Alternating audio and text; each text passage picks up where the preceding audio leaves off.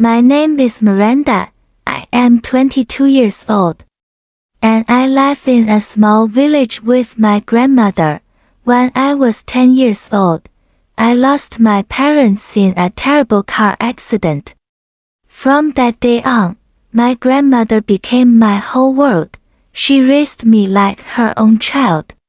She worked in the fields under the hot sun, cooked warm meals every day, and made sure I was always safe. She taught me how to live simply, how to respect others, and how to be strong. She protected me from danger and guided me through life with love. But I was young, and sometimes I did not listen. I loved spending time with friends.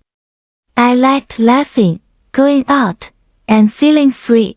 My grandmother often warned me, saying the world could be dangerous for a young girl.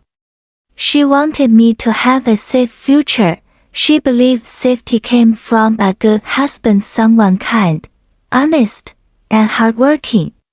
So she arranged my marriage to a man from our village. His name was Simon. Simon was a simple man. He worked as a carpenter, making tables, chairs, and small wooden toys. His hands were rough from work, but his heart was gentle. He spoke softly and never raised his voice. When I first met him, I felt shy. I didn't know him well, but my grandmother trusted him. She said he was honest and kind, and that was enough for her. We were married in a small, simple ceremony. My grandmother cried tears of happiness. Simon held my hand and promised to take care of me. After the wedding, we moved into a small house near the edge of the village. Life was quiet and peaceful. Every morning, Simon went to work early. I cooked, cleaned, and waited for him. In the evenings, we ate together and talked about our day. He always listened. He always cared. At night, we sat outside and watched the stars. Life felt slow, but safe. For 2 years, we lived like this. Simon loved me deeply, and slowly, I began to love him too. But then, everything changed. One evening, Simon came home with news. He had found a job in the city, a much better job with better pay. He said it could give us a better future. I felt excited. My heart raced when I imagined tall buildings, bright lights, and a new life. Soon, we moved to the city. The noise was loud. Cars rushed past. People walked fast and dressed beautifully.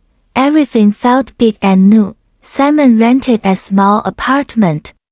It wasn't fancy, but it was ours. At first, I was happy, but slowly, the city changed me. I met new people.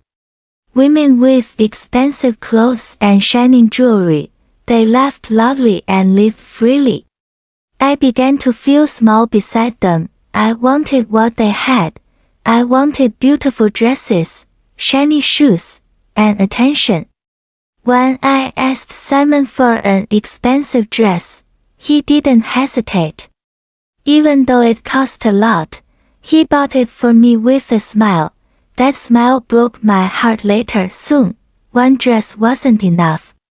I wanted more jewelry, bags, parties. Simon worked longer hours, came home tired, and said little. I didn't notice his pain. While he worked, I went out at night. I laughed, danced, and forgot about him waiting at home. Then I met Pete. He was charming, confident, and rich. He wore expensive clothes and drove a shiny car. He made me feel special. I fell into his world of lights, parties, and false happiness. I left Simon. I wrote him a short letter and walked away without looking back. At first, life felt perfect. But slowly, the truth appeared. One day, I felt a sharp pain in my chest. It grew worse. I was rushed to the hospital. The doctor looked serious. He told me I was very sick, cancer. The word echoed in my head like thunder. Pete stayed for a while, then slowly disappeared. One day, he left a letter and some money and never returned. I was alone, broken, scared. I called my grandmother. She came immediately and so did Simon. When I saw them standing there, I broke down. They had every reason to hate me, but instead, they stayed. Simon held my hand. My grandmother wiped my tears. They never left my side. Through pain, treatment, and long nights, they stayed. Slowly, I began to heal.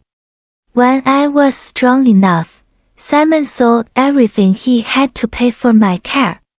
Not once did he complain. Eventually, I recovered. We returned to the village, back to our simple home. Life became quiet again and beautiful. Then one day, I found out I was pregnant. When I told Simon, he cried with joy. My grandmother smiled like she had been waiting for this moment all her life. Months later, I gave birth to a baby boy. Holding him in my arms, I understood everything. True love is not loud. It does not shine or show off. True love stays when everything falls apart. Now, we laugh. Simply, Simon works with wood. I care for our child. My grandmother watches over us with love. And every night, when I hold my baby, I thank God for giving me a second chance. Because real love doesn't leave, it stays.